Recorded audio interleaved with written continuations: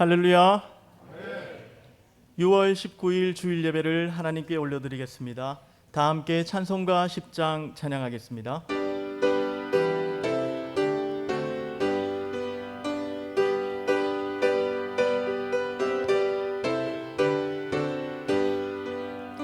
전능왕 오셔서 주 이름 찬송케 하옵소서.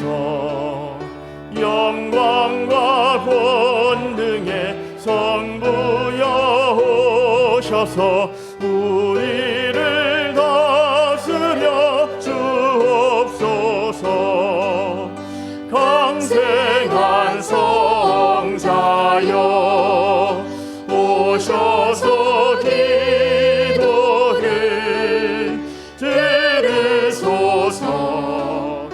택하신 백성들 복 내려주시고 거룩한 마음을 주옵소서. 위로의 주 성령 오셔서 큰 증거 주옵소서. 전능한 주시여 각 사람 몸에서 떠나지 마시고 계십소서. 성삼위일체께 한없는 찬송을 드립니다. 존귀한 주님을 영광 증배받고 영원히 모시게 하옵소서.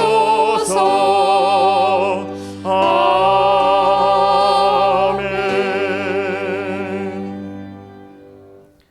고개 들어 주를 맞이해 찬양하겠습니다.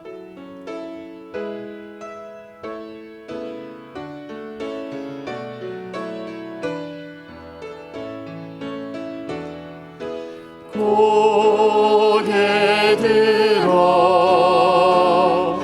주를 맞이해 엎드리어 경배하며 찬양 주님께 영광.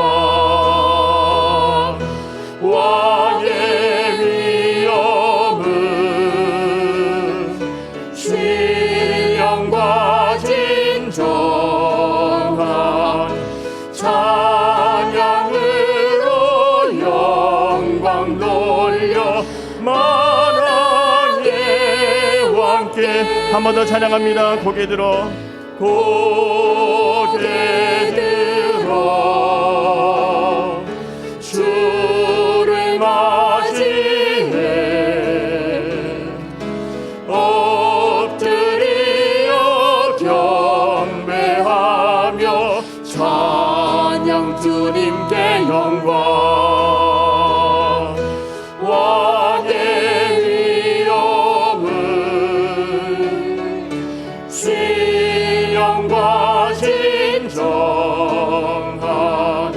찬양으로 영광 돌려 만왕의 왕께.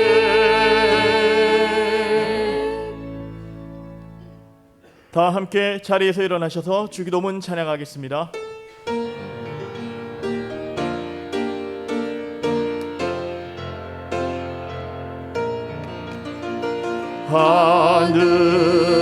하늘에 계신 아버지 이름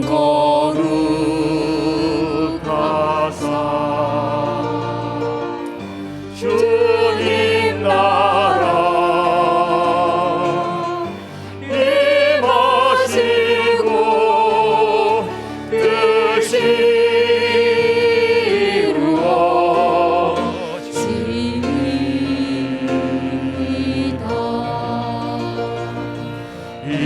영원할 양식 주시고 우리들의 근죄 다 용서하옵시고 또 시험에 들게 마시고 악에서 구원하소서. 때에 주의 나라 주의 권세 주의 영광 영원히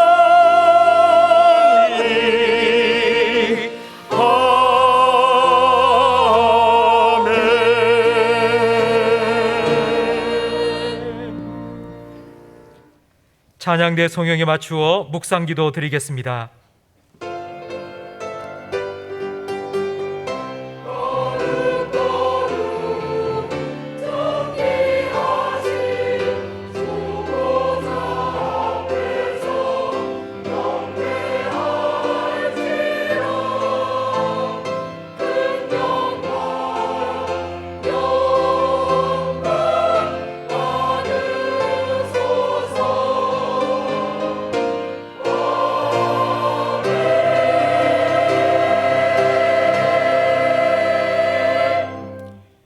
여호와는 위대하시니 지극히 찬양할 것이요 모든 신들보다 경외할 것이며 존귀와 위엄이 그의 앞에 있으며 능력과 아름다움이 그의 성소에 있도다.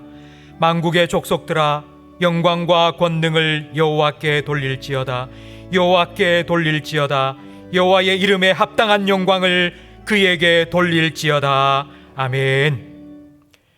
거룩하신 하나님 우리 아버지, 위대하신 하나님, 지극히 높은 곳에 거하시는 하나님, 그 하나님을 내 아버지로 모시고 하나님 앞에 나와 예배할 수 있도록 믿음의 복을 허락하여 주시니 감사합니다. 하나님 아버지의 부름을 받고 이 자리에 선 우리 모든 주의 자녀들에게 성령으로 충만케 하여 주셔서 우리 예배를 받으시기 위하여 이곳에 임재하신 하나님을 온전히 느끼며 몸과 마음, 뜻과 정성 다하여 예배하게 하셔서 우리 예배를 통하여 영광 받아 주시옵소서. 예배하는 성도들의 심령에 예비하신 하늘의 풍성한 은혜를 부어 주시옵소서. 예수님 이름으로 기도합니다. 아멘. 전능하사 천지를 만드신 하나님 아버지를 내가 믿사오며 그 외아들 우리 주 예수 그리스도를 믿사오니 이는 성령으로 잉태하사 동정녀 마리아에게 나시고 본디오 빌라도에게 고난을 받으사 십자가에 못 박혀 죽으시고 장사한 지 사흘 만에 죽은 자 가운데서 다시 살아나시며 하늘에 오르사 전능하신 하나님 우편에 앉아 계시다가 저리로서 산자와 죽은 자를 심판하러 오시리라. 성령을 믿사오며 거룩한 공회와 성도가 서로 교통하는 것과 죄를 사하여 주시는 것과 몸이 다시 사는 것과 영원히 사는 것을 믿사옵나이다. 아멘. 자리에 앉으시기 바랍니다. 믿음 찬양대 찬양으로 하나님께 영광 돌리겠습니다.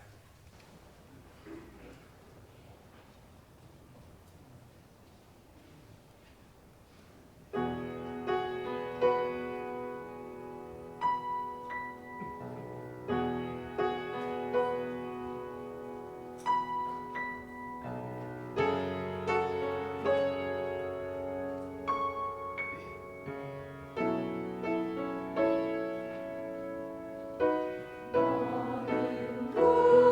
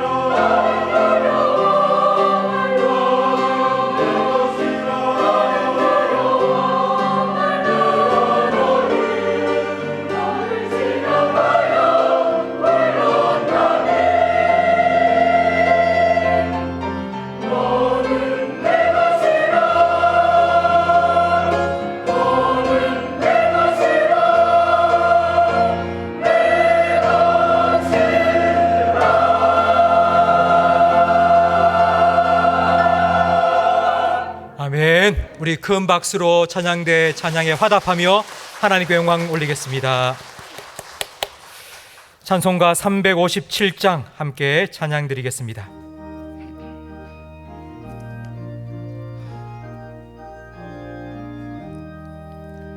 주 믿는 사람 일어나 다 힘을 합하여 이 세상 모든 마귀를 다 쳐서 멸하세. 저 앞에 오는 적군을 다 싸워 이겨라. 주 예수 믿는 힘으로 온 세상 이기네. 믿음이 이기네. 믿음이 이기네. 주 예수를 믿음이 온 세상 이기네. 온 인류 마귀 괴율로 큰 죄에 빠지니 진리로 띠를 띠고서 늘 기도드리세. 참 믿고 의지하면서 겁없이 나갈게. 주 예수 믿는 힘으로 온 세상 이기네. 믿음이 이기네. 믿음이 이기네. 주 예수를 믿음이 온 세상 이기네. 끝까지 이긴 자에게 흰 옷을 입히고 또 영생 복을 주시니 참 기쁜 일일세. 이 어두운 세상 지나서 저 천성 가도록 주 예수 믿는 힘으로 온 세상 이기네. 믿음이 이기네. 믿음이 이기네. 주 예수를 믿음이 온 세상 이기네. 마음을 아파야 함께 기도하실 때에 지난 한 주간 우리의 삶을 지키신 하나님 은혜에 감사기도 드리겠습니다. 지난 한 주간 내가 주인 되어 살아왔던 우리의 삶의 모습 하나님께 회개하는 기도도 드리겠습니다. 예배를 통하여 하나님께서 내 마음에 왕좌에 자정하셔서 다시 하나님의 말씀에 순종하며 살아갈 수 있는 하나님 백성답게 우리를 회복시켜 달라고 우리 자신과 예배를 위하여 통성으로 기도하겠습니다. 하나님 아버지 감사합니다. 한 주간 우리의 삶을 지켜주시고 이렇게 그리스도 예수 안에서 한 피 받아 한 몸 이룬 형제자매들과 함께 모여 하나님 예배할 수 있도록 은혜 베풀어 주셔서 감사합니다. 하나님 부름받고 이 자리에 섰습니다. 주님 앞에 선 우리의 모습이 참 부끄럽고 부족한 모습도 많이 있지만 주님의 은혜를 힘입어 이 자리에 나와왔사오니 지난 한 주간 죄 뜻대로 살지 못하며 입술로는 주님이라고 불렀지만 그러나 내가 주인 되어 살아왔던 한 주간의 우리의 삶을 주님께서 용서하여 주시옵소서. 하나님 예배하기 위해 이 자리에 왔사오니 주님 이 예배를 통하여 우리 모든 성도들의 심령 속에 좌정하여 주시고 하나님을 예배한 우리 모든 성도들 주님께서 친히 다스려 주시옵소서. 다음 한 주간 살아갈 때에 하나님 백성답게 하나님 말씀에 순종하며 하나님 은혜 가운데 온전히 통치받으며 살아갈 수 있는 하나님의 자녀 하나님 백성으로 우리를 거듭나게 하시고 우리를 새롭게 변화시켜 주시옵소서. 하나님 예배하는 우리 모든 성도들의 심령을 주님께서 지켜주시고 하나님 예배 영적인 분위기를 성령으로 온전히 주장하여 주시옵소서. 예배를 방해하는 악한 세력이 틈타지 못하게 하시며 우리를 인도하셔서 하나님 임재 가운데 하나님 은혜 가운데 깊이 잠기게 해 주시옵소서. 예수님 이름으로 기도합니다. 아멘.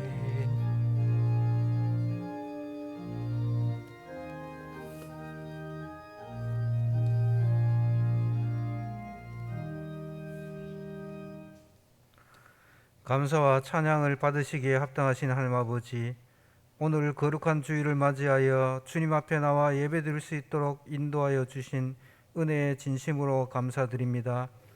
오늘 이 자리는 거룩한 자리요 구별된 자리요 복된 자리며 은혜의 자리임을 고백하오니 이곳에 임재하시어 주님께서 예비하신 풍성한 은혜를 내려 주시옵소서. 날마다 매 순간마다 채우시는 하나님의 은혜 속에 살다가 주의 날에 함께 모여서 하나님께 찬양과 예배로 예배하게 하시니 진심으로 감사드립니다. 지난 한 주간 동안 세상 속에서 실패와 절망 가운데서도 하나님은 우리의 방패가 되어 주셨기에 이 시간 예배 자리로 나올 수 있었습니다. 갈급한 마음을 가지고 나온 모든 성도님들에게 이 예배가 온 마음과 정성을 다하여 하나님을 향하여 목소리 높여 찬양하게 하시고 우리에게 은혜로 응답하시는 하나님을 만나는 귀한 예배의 시간이 되게 인도하여 주시옵소서. 언제 어디서나 우리를 지켜주시는 하나님 아버지, 오랜 가뭄의 단비를 허락하여 주심을 감사드립니다. 우리의 심령에도 성령의 단비를 내려 주시어 시들은 우리의 영혼이 새롭게 변화되어 성령 충만한 신앙인으로 살아가게 은혜를 내려 주시옵소서. 코로나19가 더 이상 확산되지 않게 막아주시니 감사드립니다. 북한 땅에도 코로나가 더 이상 확산되지 않도록 은혜를 내려 주시옵소서. 이제부터는 무더위가 시작됩니다. 연로하신 성도님들의 건강을 지켜주시고 육신의 아픔과 마음의 고통을 당하는 자들에게는 치료와 평강을 내리시어 하나님이 일하심을 경험하게 하여 주시옵소서. 우리나라를 위해 기도합니다. 새 정부 위에 지혜와 명철을 더하시어 정말 국민에게 희망을 주는 지도자들이 되게 하시며 성경 말씀에 위배되는 어떠한 악법도 만들어지지 않도록 그들의 마음을 주장하여 주시옵소서. 북한 핵 위협으로부터 안보를 지켜주시고 한반도에 주님의 평화가 임하도록 간섭하여 주시옵소서. 침산제일교회를 지금까지 사랑하시어 주님의 빛된 사명을 감당하게 하시니 감사드립니다. 하나님께서 행하실 새 일을 실천하며 경험하는 건강한 교회 되게 인도하여 주시옵소서. 모든 성도님들이 교회의 머리 되신 예수님의 말씀에 순종함으로 사람을 살리고 키우고 고치는 교회로서의 사명을 잘 감당하는 참 좋은 교회 되게 은혜를 내려 주시옵소서. 우리 교회 성도님들의 가정마다 모자람 가운데서도 하나님의 부여하심을 경험하는 가정들 되게 하시며 자녀들의 앞길에 복의 복을 더하여 주시옵소서. 그리할 때 주님 주시는 참된 기쁨과 평안을 누리는 가정 되게 인도하여 주시옵소서. 하반기부터 교회 사역을 시작합니다. 먼저 기도로 준비하게 하시어 올 한 해 주님 주신 사명을 잘 감당하는 전도회와 각 기관들이 되게 은혜를 내려 주시옵소서.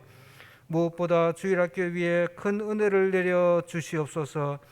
각 교육기관마다 여름 성경학교를 준비하고 있습니다.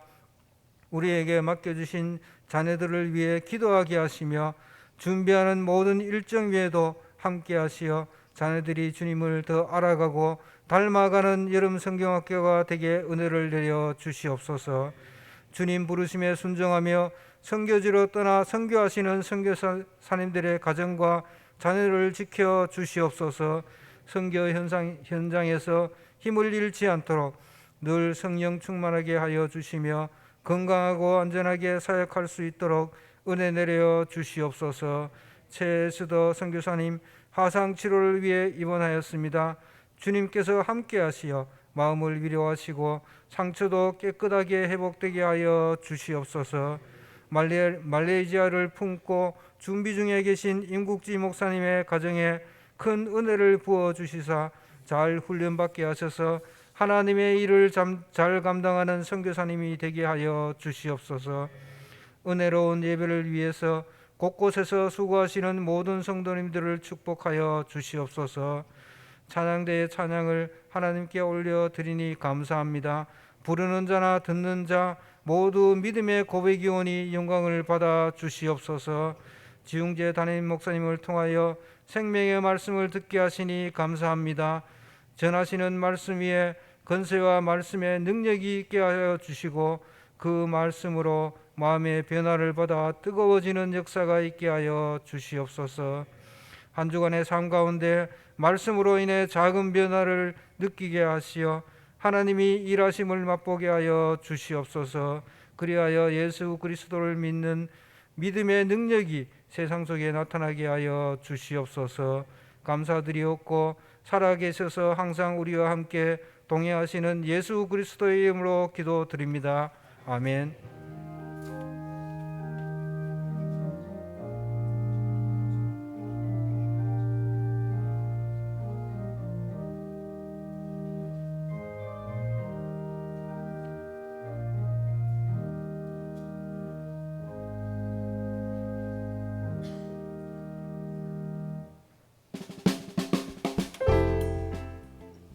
사람을 살리고 키우고 고치는 침산제일교회 6월 셋째 주 교회 소식을 전해드리겠습니다.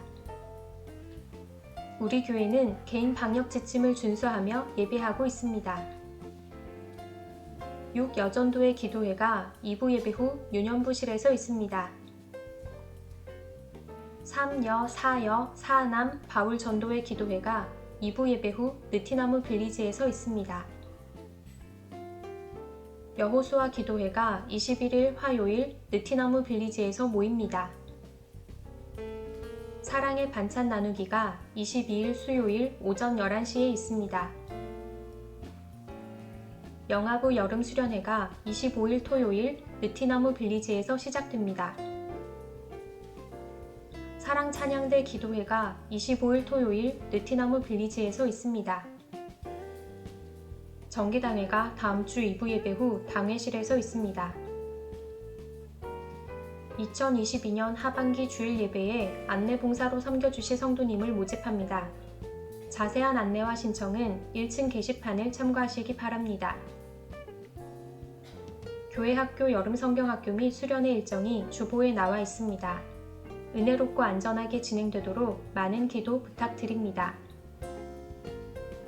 최 에스더 선교사님 화상 치료로 인해 최 요셉 선교사님과 아들 은한군만 지난 금요일에 귀국하셨습니다.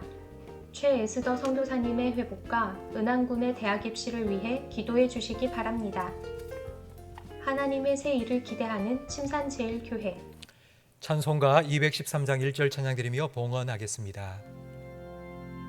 나의 생명 드리니 주여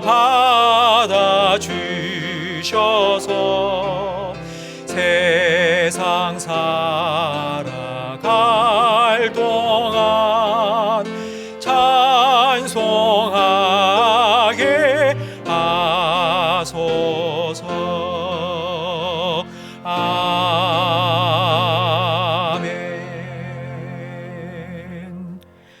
하나님 아버지 감사합니다. 지난 한 주간도 때를 따라 일용할 양식과 일용할 은혜를 우리의 삶에 베풀어 주심을 감사합니다. 하나님 베푸신 은혜에 감사하며 예배드리며 예물을 올려드리오니 하나님 기뻐 받아 주시옵소서. 드리는 손길 위에 예배하신 하늘의 풍성한 은혜와 복을 넘치도록 부어주셔서 더 큰 감사가 넘쳐나게 해 주시옵소서. 하나님의 말씀을 듣기를 원합니다. 성령님께서 지혜와 계시의 영으로 이 시간 우리 가운데 역사하셔서 하나님의 음성 듣게 하시고 내게 주시는 하나님의 말씀을 붙잡게 해 주시옵소서. 그 말씀 순종하며 살아갈 때에 말씀하신 대로 우리의 삶에 찾아오셔서 이루시는 하나님을 매 순간 날마다 경험하며 만나며 살아가는 주의 백성들이 되게 해 주시옵소서. 예수님 이름으로 기도합니다. 아멘.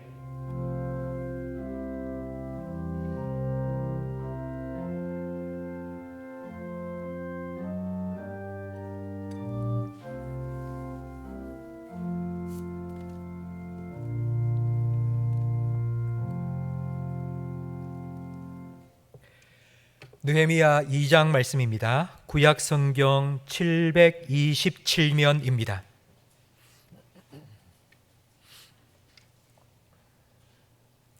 느헤미야 2장 9절부터 20절까지 저와 성도님들 한 절씩 번갈아 가며 읽겠습니다. 군대 장관과 마병을 보내어 나와 함께 하게 하시기로 내가 강 서쪽에 있는 총독들에게 이르러 왕의 조서를 전하였더니 호른 사람 산발락과 종이었던 사람 도비아가 이스라엘 자손을 흥왕하게 하려는 사람이 왔다 함을 듣고 심히 근심하더라. 내가 예루살렘에 이르러 머무른 지 사흘 만에 내 하나님께서 예루살렘을 위해 무엇을 할 것인지 내 마음에 주신 것을 내가 아무에게도 말하지 아니하고 밤에 일어나 몇몇 사람과 함께 나갈새 내가 탄 짐승 외에는 다른 짐승이 없더라. 그 밤에 골짜기 문으로 나가서 용종으로 분문에 이르는 동안에 보니 예루살렘 성벽이 다 무너졌고 성문은 불탔더라. 앞으로 나아가 샘문과 왕의 못에 이르러서는 단 짐승이 지나갈 곳이 없는지라. 그 밤에 시내를 따라 올라가서 성벽을 살펴본 후에 돌아서 골짜기 문으로 들어와 돌아왔으나 방백들은 내가 어디 갔었으며 무엇을 하였는지 알지 못하였고 나도 그 일을 유다 사람에게나 제사장들에게나 귀족들에게나 방백들에게나 그 외에 일하는 자들에게 알리지 아니하다가 후에 그들에게 이르기를 우리가 당한 공경은 너희도 보고 있는 바라. 예루살렘이 황폐하고 성문이 불탔으니 자 예루살렘 성을 건축하여 다시 수치를 당하지 말자 하고 또 그들에게 하나님의 선한 손이 나를 도우신 일과 왕이 내게 이런 말씀을 전하였더니 그들의 말이 일어나 건축하자 하고 모두 힘을 내어 이 선한 일을 하려 하매 호론 사람 산발락과 종이었던 암몬 사람 도비아와 아라비아 사람 게셈이 이 말을 듣고 우리를 업신여기고 우리를 비웃어 이르되 너희가 하는 일이 무엇이냐 너희가 왕을 배반하고자 하느냐 하기로 내가 그들에게 대답하여 이르되 하늘의 하나님이 우리를 형통하게 하시리니 그의 종들인 우리가 일어나 건축하려니와 오직 너희에게는 예루살렘에서 아무 기업도 없고 권리도 없고 기억되는 바도 없다 하였느니라. 아멘. 어제까지 3주간 계속되었던 교회 대청소가 끝났습니다. 어제는 식당 청소를 했습니다. 우리 장로님, 권사님, 집사님들이 오셔서 식당에 책상과 의자 다 끄집어내서 깨끗하게 물로 청소를 다 했습니다. 식당을 보니 7월 첫째 주부터 우리 점심 식사를 하거든요. 빨리 밥을 먹고 싶다는 생각이 막 들었습니다. 아무튼 섬겨주신 우리 성도님들께 감사드립니다. 오늘 주보에도 광고가 나왔듯이 안내위원 모집을 하고 있습니다. 안내위원은 교회에 들어오실 때에 주보 나누어 드리고 또 교회 자리에 안내해 드리는 일을 합니다. 한 달에 한 번 정도만 하시면 됩니다. 자원하는 분들 섬겨주시고 신청해 주시면 감사하겠고요. 나는 나이가 많아서 나이 많아도 괜찮습니다. 그러니까 신청하셔서 우리 함께 교회를 섬기는 일에 참여해 주시기 바랍니다. 오늘 우리 주보 광고에 우리 최요셉 선교사님 일정이 나왔습니다. 원래는 온 가족이 다 함께 한국에 들어와서 건강검진을 다 받기로 예정이 되어 있었는데 최에스더 선교사님이 선교사님들 수련회를 하면서 선교사님들을 위해서 밥을 짓다가 그만 부엌에서 가스 폭발이 일어났습니다. 그래서 팔과 다리에 2도, 2.5도 화상을 입었는데요. 의사 소견은 신경까지 손상이 된 것처럼 그렇게 이야기를 했다고 합니다. 그래서 감각이 지금 조금 없는 상태라고 새살이 돋아나고 그리고 신경이 잘 회복될 수 있도록 화상치료가 잘 될 수 있도록 기도해 주시기 바랍니다. 우리 좌우에 계신 분과 인사 나누겠습니다. 잘 오셨습니다. 은혜 많이 받으세요. 요즘 한국 스포츠 위상이 참 높아졌습니다. 야구, 골프, 축구 세계 1위의 선수를 배출했습니다. 그런데 유독 스포츠 분야 중에서 약한 부분이 바로 육상이었습니다. 그런데 최근에 이 육상 선수 중에 세계 1위를 한 선수가 나왔습니다. 바로 높이뛰기 한국 국가대표인 우상혁 선수입니다. 아마 여러분 다 이름도 들어보셨을 거고 우상혁 선수 높이뛰기 하는 장면도 보셨을 겁니다. 늘 웃으면서 박수를 쳐달라고 그렇게 유도를 하면서 세계 신기록을 자기가 세우겠다고 목표를 정하고 계속하여 장대를 넘고 있습니다. 그런데 제가 깜짝 놀란 건 세계 육상 세계 대회에서 1위를 하고 시상대에 오른 우상혁 선수의 모습을 봤을 때입니다. 1위 시상대는 2, 3위보다 훨씬 높습니다. 그런데 1위에 우상혁 선수가 서 있고 2, 3위에 외국 선수가 서 있는데 키가 똑같은 거예요. 그 말은 우상혁 선수 키가 작다는 말입니다. 높이뛰기에서 키가 작다는 건 큰 단점입니다. 그런데 그 단점을 뛰어넘었습니다. 그리고 또 하나 우상혁 선수에게는 정말 큰 장애가 있습니다. 8살 때 교통사고를 당했습니다. 그래서 오른발이 왼발보다 짧습니다. 그리고 오른발이 왼발보다 1cm가 작습니다. 그러니까 소위 말하는 짝발입니다. 운동하기에 큰 장애입니다. 우상혁 선수는 이렇게 말했습니다. 발 크기가 달라 균형감을 유지하기 위해 피나는 훈련을 했습니다. 오히려 그 장애가 나의 도움이 되었습니다. 짝발은 분명한 장애입니다. 그러나 그 장애를 뛰어넘어 세계 1위의 자리에 우뚝 섰습니다. 만약 나에게 장애가 있어. 그래서 나는 운동 못해. 나는 이 운동과 맞지 않아 라고 생각했다면 그 자리에 설 수 없었을 것입니다. 우상혁 선수는 장대를 뛰어넘기 전 장애를 뛰어넘었고 자기 자신을 뛰어넘었습니다. 어떤 일을 할 때에 가장 먼저 찾아오는 장애, 가장 많이 만나게 되는 장애물은 참 아이러니하게도 자기 자신입니다. 우리는 느헤미야를 살펴보고 있습니다. 느헤미야는 지금 일사천리로 자기의 계획이 진행되는 것을 보고 있습니다. 아닥사스다 왕은 9절 말씀에 보니 요구하지도 않았던 호위병까지 붙여주면서 안전하게 예루살렘까지 가게 했습니다.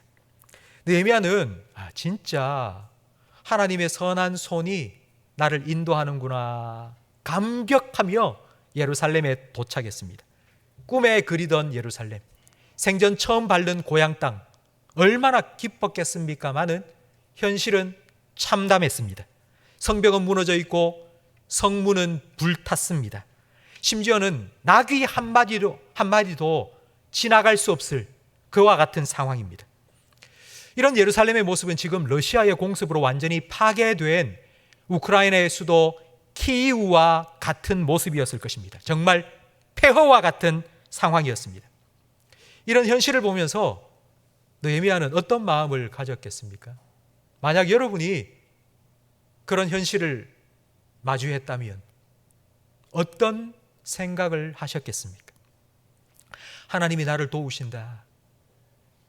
하나님의 선한 손이 나를 여기로 인도하셨다라고 생각하면서 감격하며 그곳에 왔지만 눈앞에 펼쳐진 암담한 현실을 보면서는 내가 여기 온 게 하나님 뜻 맞나?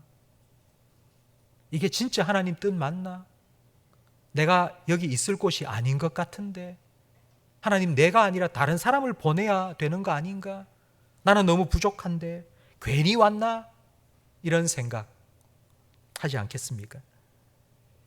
기도하고 응답받아서 확신을 가지고 시작했지만 조금이라도 힘들고 어려운 문제를 만나면 우리는 이런 생각을 합니다. 가장 먼저 만나는 장애물, 그게 나고 가장 많이 만나는 장애물이 나 자신이라는 말이 이해되지 않습니까? 하나님의 인도하심을 믿고 나아가는데 왜 이런 어려움이 있을까요? 왜 이런 문제가 있을까요? 왜 이런 장애물을 만나는 걸까요? 하나님께서 우리를 사랑하신다면 일사천리 만사형통 그 침돌이 없이 쭉 나가도록 순탄하게 만들어 주셔야 되는 거 아닙니까? 그런데 왜 우리의 인생에는 이렇게 힘들고 어려운 문제들이, 장애물들이 곳곳에 놓여 있단 말입니까? 하나님 왜 그러시는 걸까요? 만약 우리가 아무 일 없이 순탄하게 일사천리로 나아가면 우리는 인간인지라 이런 생각을 합니다. 내가 잘나서, 내가 잘해서, 이런 교만한 생각을 가지기 쉽습니다. 사도 바울은 육체에 가시가 있었습니다. 질병이 있었습니다. 그 질병을 고쳐달라고 3번이나 기도했습니다. 주님께서는 이렇게 응답하셨습니다. 네가 약하기 때문에 강한 나를 더 의지하는 거라고. 그 응답을 받고 사도 바울은 이렇게 고백했습니다. 하나님 감사합니다. 내 몸 안에 교만 제어 장치를 달아주셔서 감사합니다. 나의 이 약할 때에 더 강하신 주님을 의지하게 해주셔서 감사합니다. 내가 교만하지 않고 겸손하게 끝까지 나를 부르신 그 부름의 상을 향하여 끝까지 주님만 바라보며 달려가겠다고 고백했습니다. 하나님을 믿는 우리에게 나 자신을 뛰어넘는다는 게 어떤 의미일까요? 세상 사람들처럼 지금 내 수준이 이 정도니까 수준을 더 업그레이드 시켜라, 능력을 더 키워라, 돈을 더 많이 벌어라, 더 열심히 노력해서 지금의 나보다 더 한 단계 크고 강한 나 자신을 만들어라, 결코 이런 뜻이 아닙니다. 오히려 그 반대입니다. 나의 연약함, 나의 부족함을 더 깊이 깨닫는 것입니다. 그리고 내가 약할 때에 강함이 되신 하나님을 더 의지하는 것입니다. 나 자신을 뛰어넘는다? 예수 믿는 사람이 나 자신을 뛰어넘는다는 말은 내가 아니라 하나님이 하십니다. 나는 못합니다. 하나님이 하면 됩니다. 이 믿음으로 나 자신을 뛰어넘는 것입니다. 인류 역사학자인 아놀드 토인비가 역사의 연구라는 책을 썼습니다. 근데 그 책에 보면 인류 역사의 발전을 딱 두 가지 키워드로 설명을 합니다. 도전과 응전, 그리고 창조적 소수, 두 가지입니다. 인류의 발전 앞에는 반드시 발전이 오기 전에는 도전이 찾아옵니다.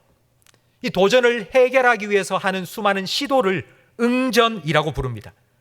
도전에 응전해서 잘 극복하는 것이 발전입니다. 그런데 토인비가 말한 이 도전과 응전이라는 역사 이해는 그 당시 큰 논란을 불러일으켰습니다. 왜냐하면 그 당시 역사학계에서는 좋은 환경이 역사 발전의 가장 큰 조건이라고 생각하고 있었기 때문입니다. 인류의 문명이 발생한 곳, 인더스강, 황하강, 나일강 유역입니다.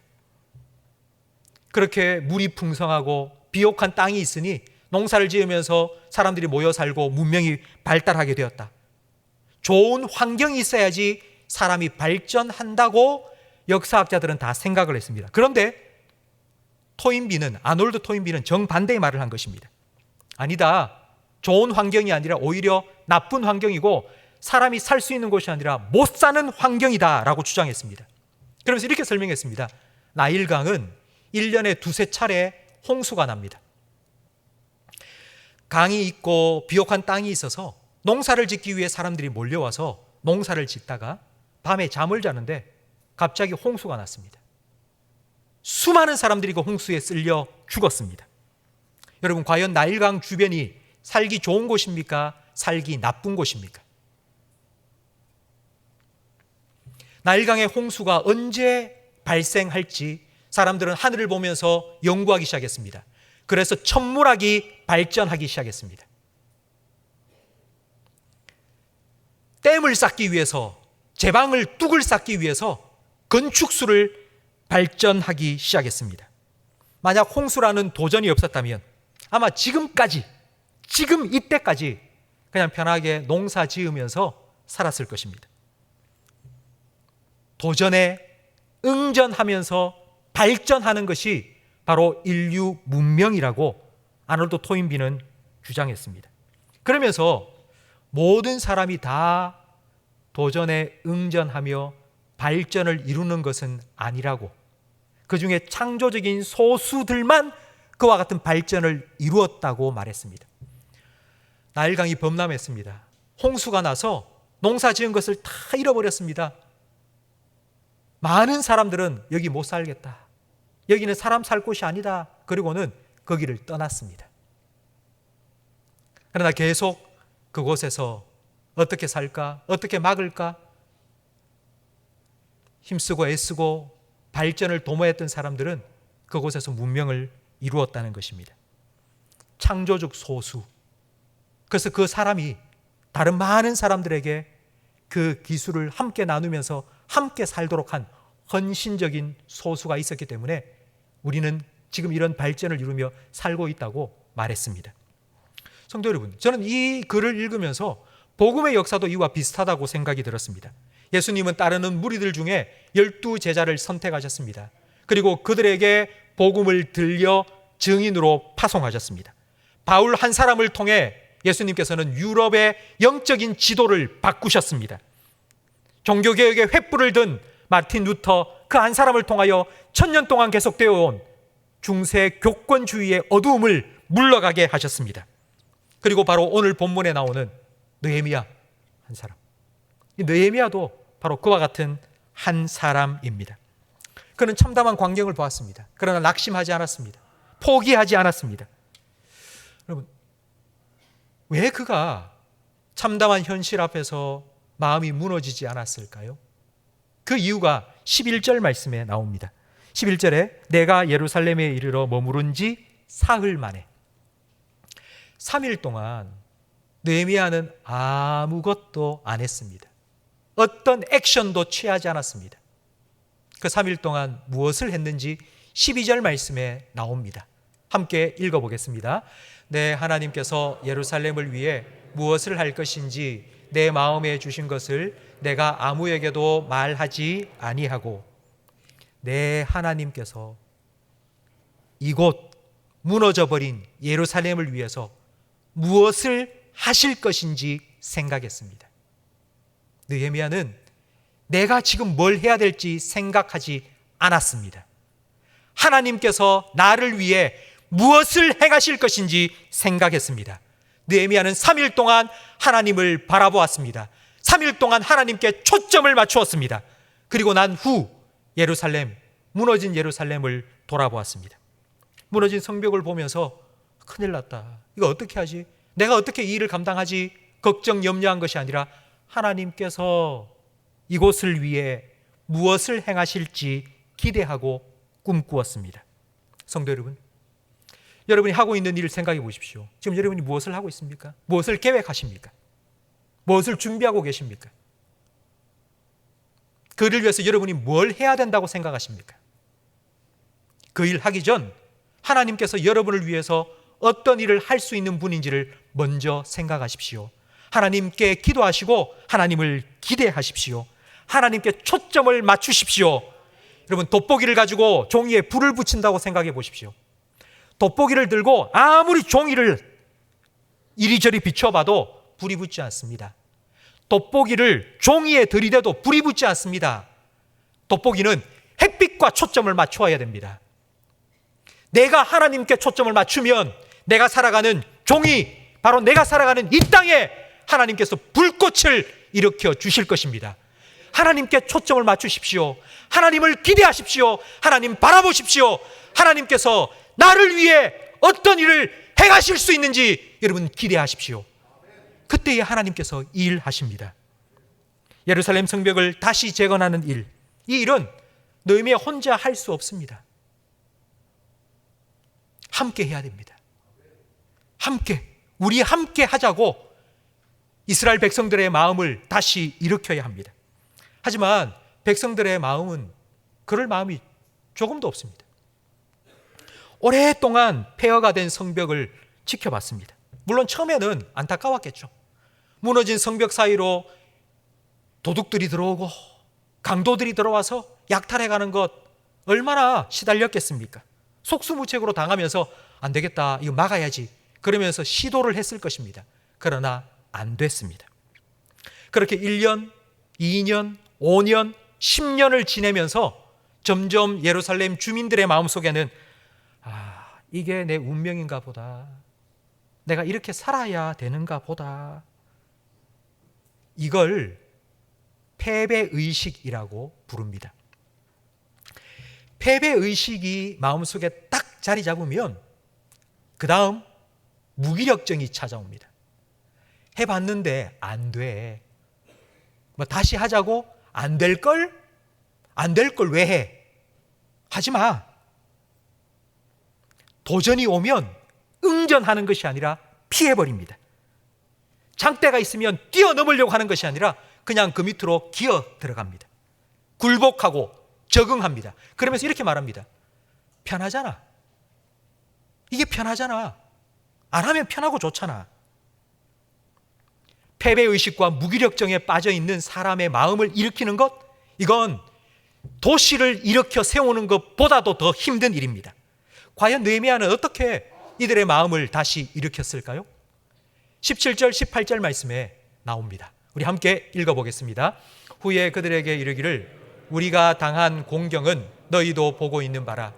예루살렘이 황폐하고 성문이 불탔으니 자, 예루살렘 성을 건축하여 다시 수치를 당하지 말게 하고, 또 그들에게 하나님의 선한 손이 나를 도우신 일과 왕이 내게 이른 말씀을 전하였더니 그들의 말이 일어나 건축하자 하고 모두 힘을 내어 이 선한 일을 하려 하매. 아멘. 왜 이루고 있느냐 다그치지 않았습니다. 왜 아무것도 안 하느냐고 나무라지도 않았습니다.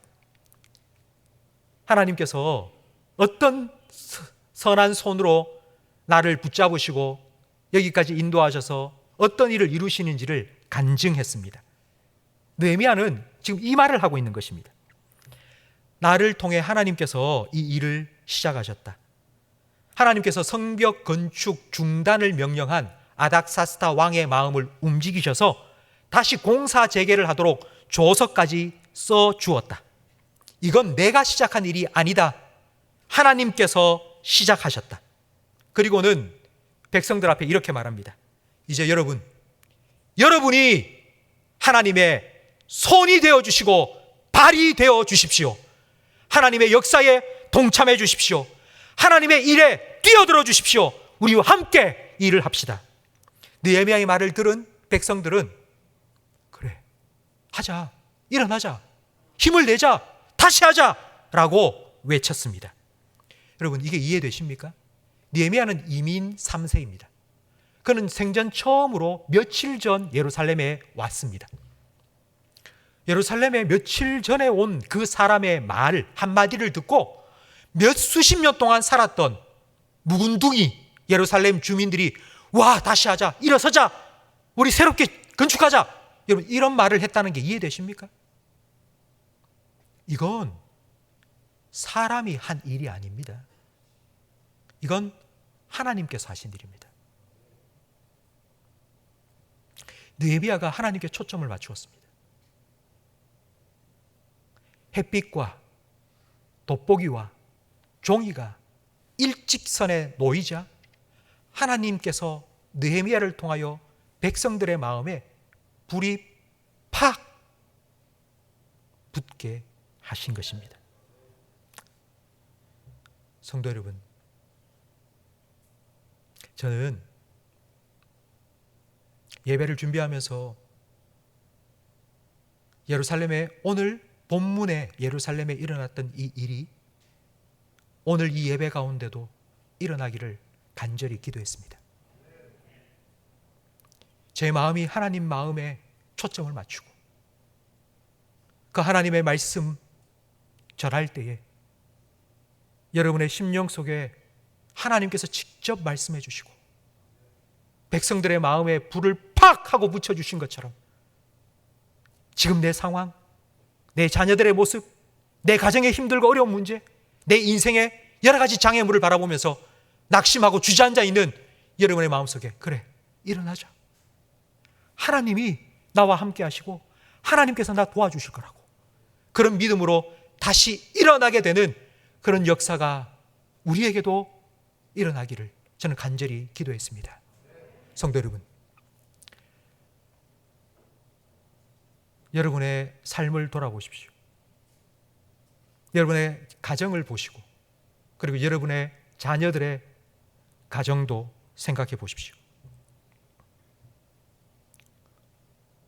여러분 눈앞에 보이는 그 상황이 느헤미야의 눈앞에 펼쳐진 예루살렘과 같지 않습니까? 성벽은 무너지고 성문은 불타 사람 하나 지나갈 수 없을 정도로 완전히 황폐된 그와 같은 모습은 아닙니까? 보면은 복장이 터지는 것 같고 생각만 해도 눈물이 흐르는, 그래서 이런저런 방법을 다 동원해 봤지만 더 이상 해결책이 보이지 않는, 그래서 1년 2년 지나오면서 더 이상 내가 할 수 없어, 내가 어떻게 할 수 없는 거야, 이제는 다 포기해버린 혹시 그런 상황은 아닙니까? 하나님은 회복하길 원하십니다. 하나님은 하나님의 자녀가 실패하고 낭망하여 손 놓고 처져 있는 것 결코 원치 않으십니다. 하나님은 하나님의 백성이 수치당하는 것을 결코 원하지 않으십니다. 하나님의 선한 손으로 다시 일으켜 주시고 회복시켜 주실 줄로 믿습니다. 이미 실패했으니까, 나는 이미 실패했으니까 더 이상 안 돼. 아니요, 하나님이 하시면 됩니다. 나는 못해도 하나님이 하시면 됩니다. 먼저 하나님께 초점을 맞추시기 바랍니다. 하나님께 초점을 맞추십시오. 안타까운 마음에 우리는 자꾸 입을 댑니다. 이래 해라 저래 해라, 이렇게 하면 된다 저렇게 하면 된다. 그러나 여러분, 우리가 하는 말은 인간적인 조언일 뿐이고 나의 경험일 뿐입니다. 우리가 하나님께 초점을 맞추면 하나님의 마음이 우리를 통해 흘러갑니다. 하나님의 마음이 느껴지면 그래, 하나님이 계시지, 하나님이 일하실 거야, 하나님이 회복시킬 거야, 하나님이 지금도 나와 함께 하실 거야, 그런 기대로 다시 하나님을 바라보며 일어설 수 있습니다. 성도 여러분, 이와 같은 회복의 역사가 여러분을 통하여서 여러분 가정에, 우리 교회에, 우리나라와 우리 민족 가운데 일어나기를, 주님께서 그렇게 역사하시기를 주님의 이름으로 축원합니다. 백성들은 이런 느헤미야의 간증을 듣고서는 그래, 힘내자, 일어서자, 해보자 라고 했습니다. 내 안의 장애물 그리고 내부의 장애물 이제 다 해결이 되었습니다. 이제 막 달려가면 될 것 같은데 그때에 또 하나의 방해가 시작됩니다. 19절 말씀에 보니 호른 사람 산발락과 그의 종이었던 암몬 사람 도비야, 아라비아 사람 게셈이 방해 공작을 펼칩니다. 이들은 사마리아와 아라비아 지역의 총독이었습니다. 그건 정치적인 영향력을 가진 사람입니다. 그런데 느헤미야가 와서 유다를 회복시킨다고 하니 자기들의 정치적 입지가 좁아질 것 같아서 방해를 한 것입니다. 그러니까 남이 잘 되는 꼴을 못 보는 사람들이 바로 이 세 사람입니다. 이 세 사람들은 무시하고 조롱하고 협박했습니다. 야, 성을 짓는다고? 그거 왕에게 반역하는 거야. 그러면 왕이 군대를 보내서 아마 너희 쓸어버릴 거야. 협박을 했습니다. 이들의 말을 듣고 누가 흔들렸을까요? 느헤미야는 결코 흔들리지 않습니다. 그는 그의 손에 왕의 조서가 들려 있습니다. 왕이 허락한다. 필요한 모든 것 내가 제공하겠다. 왕의 약속이 기록된 조서가 있습니다. 느헤미야는 절대로 그들의 협박 그냥 하고 넘어갈 겁니다. 그러나 백성들이 흔들립니다. 아, 진짜 그럴 수도 있겠네. 우리 큰일 날 수 있겠네. 지금 백성들은 느헤미야를 바라보고 있습니다. 느헤미야가 이 세 사람의 방해, 공격 어떻게 대처하는지를 바라보고 있습니다. 느헤미야의 말 한마디, 행동 하나에 따라서 백성의 분위기가 완전히 하늘과 땅, 천국과 지옥으로 바뀔 수 있습니다. 느헤미야는 그 세 사람의 말을 듣고는 백성들 앞에 섰습니다. 그리고는 큰 소리로 이렇게 외쳤습니다. 20절 말씀을 함께 읽겠습니다. 내가 그들에게 대답하여 이르되 하늘의 하나님이 우리를 형통하게 하시리니 그의 종들인 우리가 일어나 건축하려니와 오직 너희에게는 예루살렘에서 아무 기업도 없고 권리도 없고 기억되는 바도 없다 하였느니라. 아멘. 하늘의 하나님이 우리를 형통하게 하실 것이다. 이 일은 너희와 아무 상관없다. 우리가 예루살렘을 새로 재건하는 이 일, 너희가 싫어해도 상관없다. 너희가 방해해도 상관없다. 왜냐하면 하늘의 하나님이 우리를 형통하게 하실 것이기 때문이다. 아멘. 느헤미야는 이 문제를 외교적으로 해결하지 않았습니다. 오라고. 여러분, 세 사람 일로 오라고. 내가 밥 한 끼 살 테니까 우리 밥 먹으면서 이야기해 보자고. 그러면서 내가 좀 도와줄 테니까 너도 나 좀 도와달라고. 우리 서로 상부하자고. 만약 이랬다면 앞으로 일이 있을 때마다 세 사람을 불러서 의논해야지만이 진행이 되었을 것입니다. 느헤미야는 정치적으로 이 문제를 풀지 않았습니다. 왕의 조서를 꺼내 보이면서 읽어봐. 왕이 허락했잖아. 만약 그랬다면 이 세 사람은 왕의 조서를 받아왔을 겁니다. 공사 중단하라는 조서 내가 받아왔다고. 그러면 뭐 어쩔 수 없이 중단해야 됩니다. 느헤미야는 이들의 방해가 영적인 싸움이라는 것을 깨달았습니다.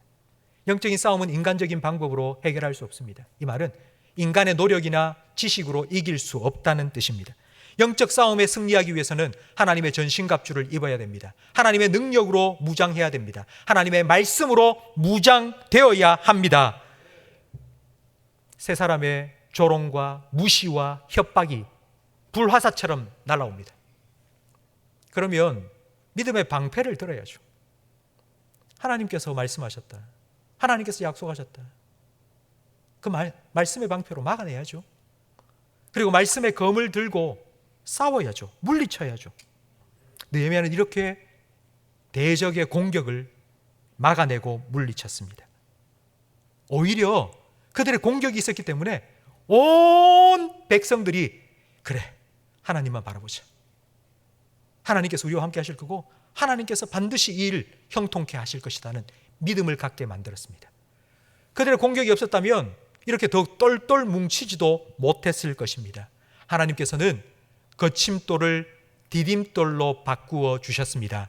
하나님은 걸림돌을 디딤돌로 삼아 주셨습니다. 여러분, 바로 이것이 하나님께서 우리의 삶에 주시는 형통함입니다. 우리는 하나님 형통하게 해주세요라고 기도합니다. 근데 우리가 기도하는 형통은 이겁니다. 일사천리, 만사형통. 아무런 거침돌 없이 그냥 막 평탄하게 쭉 나가는 것. 그런데요, 하나님의 생각은 우리의 생각과 다릅니다. 하늘이 땅에서 높음 같이 하나님의 계획은 우리의 생각과 완전히 다릅니다.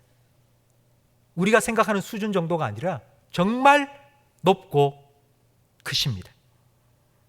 내 생각과 다르게 일이 진행된다. 그걸 우리는 실패라고 말합니다. 내가 생각하고 내가 계획한 대로 안 되는 걸 실패했다라고 말합니다. 여러분, 내 생각대로 안 된다고 실패라고 단정 짓지 마십시오. 하나님께서는 여전히 하나님의 일을 그 실패를 통해서도 이루고 계심을 믿으십시오. 그렇다면 하나님의 형통하심이 여러분의 삶에도 나타나게 될 것입니다. 우리는 지금 매일 성경으로 말씀 묵상하고 있습니다. 요즘 본문이 사무엘상입니다. 사울에게 쫓겨 도망치는 다윗의 고통을 우리는 매일 묵상하고 있습니다. 다윗의 그 고통이 끝났을 때에, 사울 왕이 죽고 다윗이 왕 위에 올랐을 때에, 모든 고통이 끝났을 그때에 다윗은 하나님을 찬양했습니다. 그 찬양이 시편 18편에 나옵니다. 시편 18편에 보면 이런 표제가 붙어 있습니다. 여호와의 종 다윗의 시, 인도자를 따라 부르는 노래. 여호와께서 다윗을 그 모든 원수들의 손에서와 사울의 손에서 건져주신 날에 다윗이 이 노래의 말로 여호와께 찬양을 했는데요, 시편 18편 29절 말씀을 함께 읽어보겠습니다. 내가 주를 의뢰하고 적군을 향해 달리며 내 하나님을 의지하고 담을 뛰어넘나이다. 아멘.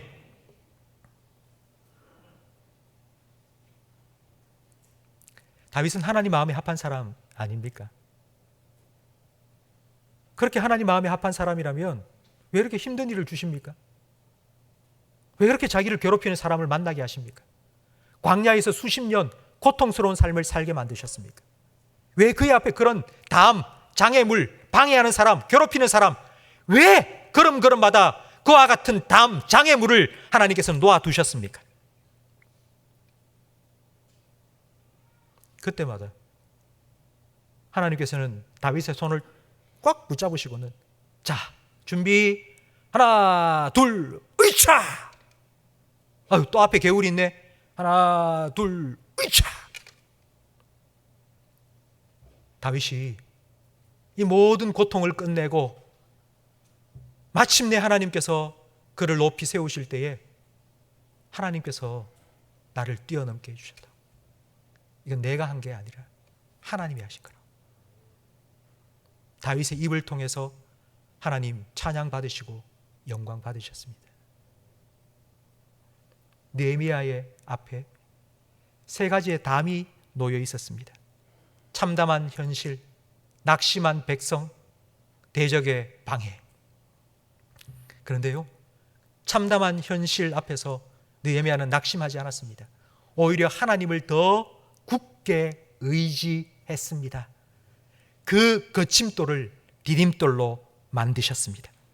하나님과 초점을 맞춘 느헤미야를 통하여서 낙심한 백성들의 심령에 불이 팍 붙게 하셨습니다. 대적들이 방해할 때 하나님께서 우리를 형통케 하실 거라고 더 믿음으로 똘똘 뭉치도록 만들어 주셨습니다. 거침돌, 걸림돌을 오히려 디딤돌로 하나님께서는 변화시켜 주셨습니다. 이것이 바로 하나님께서 여러분을 위하여서 행하실 형통함입니다. 성도 여러분, 여러분의 삶에 어떤 장애물이 찾아오고 어떤 방해가 있고 여러분을 괴롭히는 어떤 사람을 만날 때 오늘 말씀을 기억하십시오. 하나님께 초점을 맞추십시오. 하나님 바라보십시오. 하나님 기대하십시오. 하나님 손 꼭 붙잡고 여러분 담을 뛰어넘으십시오. 하나님이 여러분을 형통케 하실 것입니다. 그 하나님을 온전히 바라보시며 그 하나님께 여러분의 삶을 온전히 맡기시고 그 하나님의 형통하심을 누리며 살아가시는 우리 모든 성도들이 되시기를 주님의 이름으로 축원합니다. 여러분 저를 따라 하시기 바랍니다. 하나님이 형통하게 하시리라. 아멘. 하나님이 나를 형통하게 하시리라. 아멘. 하나님이 너를 형통하게 하시리라. 아멘. 우리 함께 찬양하겠습니다. 내게로부터 눈을 들어 주를 보기 시작할 때 주의 일이 시작됩니다.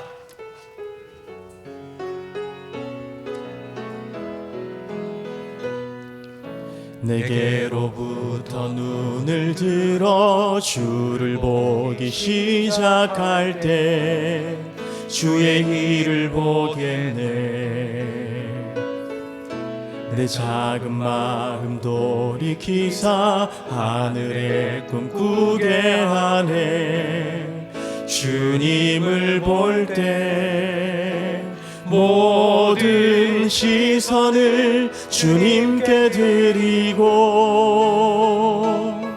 살아계신 하나님을 느낄 때 내 삶은 주의 역사가 되고 하나님이 일하기 시작하네.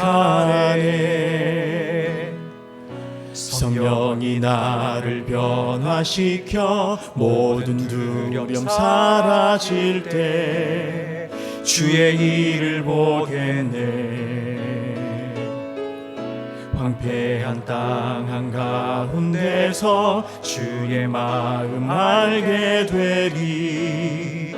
주님을 볼 때 모든 시선을 주님께 드리고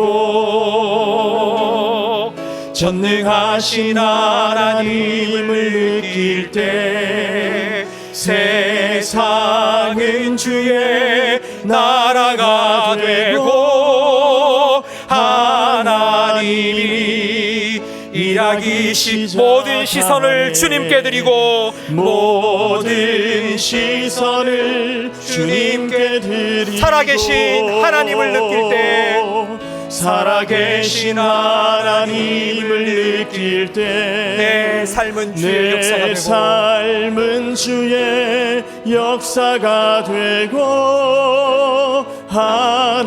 하나님이 일하기 시작하네. 기도하겠습니다. 느헤미야를 통하여 무너진 예루살렘을 회복시키신 하나님 아버지, 오늘 예배하는 우리 모든 성도들을 통해 우리의 가정과 교회와 우리나라와 민족도 회복시켜 주시옵소서. 무너진 예루살렘과 같이 참담한 현실 앞에서 낙심하여 앉아있지 않도록, 주저앉아있지 아니하도록 하나님께서 우리를 위해 어떤 새 일을 계획하고 계시는지, 어떤 큰 일을 이루실 수 있는지 우리에게 말씀하여 주시옵소서. 그 하나님 바라보며 우리의 초점을 하나님께 맞출 때에 우리를 통하여 하나님의 마음이 우리 가족들에게, 우리 이웃들에게 흘러가게 해 주시옵소서. 느헤미야의 간증을 들은 예루살렘 백성들이 하나님을 바라보고 다시 일어나자, 우리가 함께하자 용기를 얻었던 것처럼 이와 같은 영적인 회복이 우리에게도 일어나게 해 주시옵소서. 믿음으로 나아가는 우리 앞길에 수많은 걸림돌이, 그리고 장애물이, 방해가, 담이 가로막혀 있을지라도 하나님, 오늘 우리에게 약속하여 주신 것처럼 우리를 형통케 하여 주시옵소서. 걸림돌을 디딤돌로 변화시켜 주시옵소서. 하나님 손 붙잡고 모든 장애를 훌쩍 뛰어넘었던 다윗처럼 하나님과 함께 넘어가게 해 주시옵소서. 그리하여서 내 삶이 하나님의 역사였다고, 내 삶에 하나님의 일하심이 이렇게 나타났다고 간증하며 그렇게 하나님께 영광과 찬양을 올려드리는 우리의 삶이 되게 해 주시옵소서. 예수님 이름으로 축복하며 기도합니다. 아멘. 우리 구주 예수 그리스도의 은혜와 우리 아버지 하나님의 사랑과 성령 하나님의 내주, 인도, 위로, 교통, 충만, 역사하심이 나와 함께 하시는 하나님의 손을 꼭 붙잡고 어떤 장애물, 어떤 방해물이 있다 할지라도 하나님과 함께 뛰어넘으며 하나님의 형통하심을 누리며 살아가기를 소망하며 다짐하는 모든 성도들 위해, 이들의 가정과 생업과 직장과 자녀들 위해, 우리 교회와 한국교회 위해, 우리나라와 민족 위해, 전 세계 곳곳에 흩어져 복음 전하시는 선교사님들의 가정과 사역 위에 영원토록 함께 있을지어다. 아멘.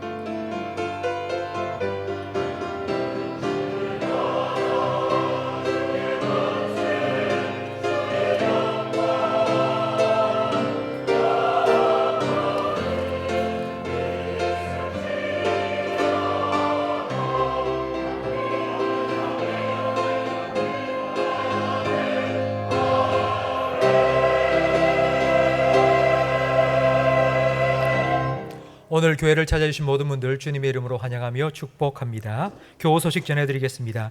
이희상 집사님께서 병원에 입원 중이십니다. 쾌유를 위하여서 기도해 주시고, 김종산, 김미경 A 집사님 딸 결혼 축하에 감사하며 떡을 대접하십니다. 맛있게 드시고 새 가정을 위하여서 기도해 주시기 바랍니다. 우리 다 함께 자리에서 일어나셔서 두 손 높이 들고 나의 가는 길 힘차게 찬양하고 예배 마치겠습니다. 나의 가는 길 주님 인도하시네. 그는 보이지 않아도 날 위해 일하시네. 주 나의 인도자 항상 함께 하시네. 사랑과 힘 베푸시며 인도하시네. 인도하시네. 너의 가는 길 주님 인도하시네. 너의 가는 길 주님 인도하시네. 그는 보이지 않아 널 위해 일하시네. 널 위해 일하시네. 주 너의 인도자 항상 함께 하시네. 사랑과 힘 베푸시며 인도하시네. 인도하시네. 아멘. 한 주간도 주님과 함께 승리하시기 바랍니다.